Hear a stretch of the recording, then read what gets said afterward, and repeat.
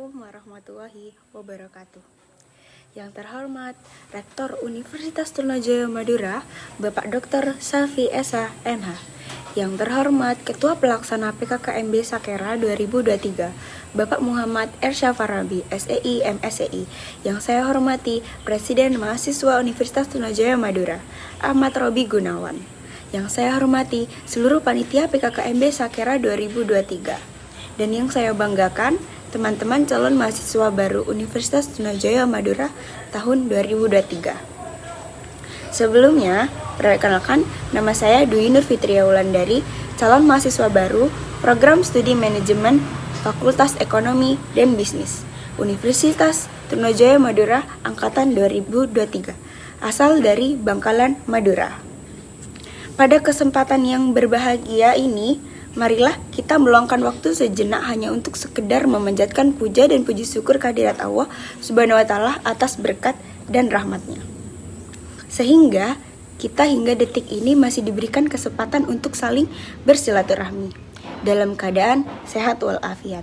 Rangkaian sholawat serta salam marilah senantiasa kita hanturkan kepada junjungan kita Nabi besar Muhammad SAW. Hadirin sekalian yang saya hormati, jika kita berbicara mengenai hukum, maka dasarnya kita sedang berbicara tentang keadilan, karena hukum harusnya mampu menjadi alat dapat memperlakukan seseorang atau pihak lain sesuai dengan hak-haknya. Namun, nampaknya negara kita merupakan negara hukum. Terlihat belum dapat dinilai sebagai negara yang mampu memberikan hukum yang adil khususnya untuk masyarakat kalangan ke bawah. Sehingga akhirnya banyak yang mengatakan hukum negara kita ini masih menjadi sebuah hukum yang tajam ke bawah, namun tumpul ke atas. Sehingga kita melihat banyak sekali kasus-kasus yang selalu saja merugikan pihak yang lemah. Kita sering melihat bagaimana seseorang langsung mendapatkan vonis hukum yang demikian berat, padahal yang dilakukan kecil. Sehingga orang nenek-nenek usia 90 tahun masih saja diberikan hukuman beberapa tahun penjara hanya karena mencuri beberapa potongan kayu.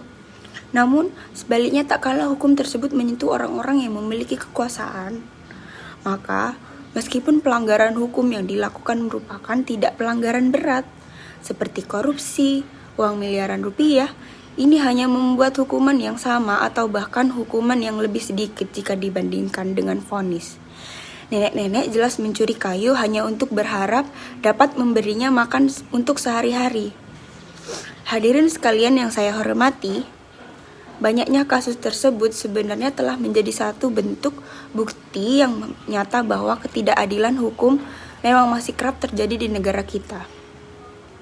Hal tentunya dikarenakan karena tegasnya aparat hukum yang memiliki wewenang untuk menegakkan hukum untuk memberikan vonis hukumnya sesuai dengan aturan yang ada. Nampaknya, persatuan untuk menuju ke arah perjuangan menegakkan keadilan dalam bidang hukum memang masih jauh dari harapan.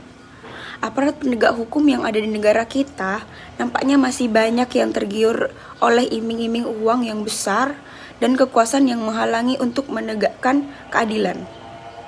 Padahal, sebenarnya bagaimana? Seharusnya hukum harus ditegakkan secara adil. Telah disebutkan dalam riwayat Bukhari dan Muslim bahwa Rasulullah SAW bersabda, "Wahai manusia yang sesungguhnya menghancurkan orang-orang yang sebelum kalian adalah sikap mereka yang bila yang melakukan kejahatan mencuri adalah orang yang terpandang mereka membiarkannya, tidak menghukumnya. Namun, bila yang mencuri di tengah mereka adalah orang yang lemah, maka mereka menegakkan hukum di atasnya. Demi Allah Subhanahu wa Ta'ala, seandainya Fatimah binti Muhammad mencuri, maka aku sendiri yang akan memotong tangannya."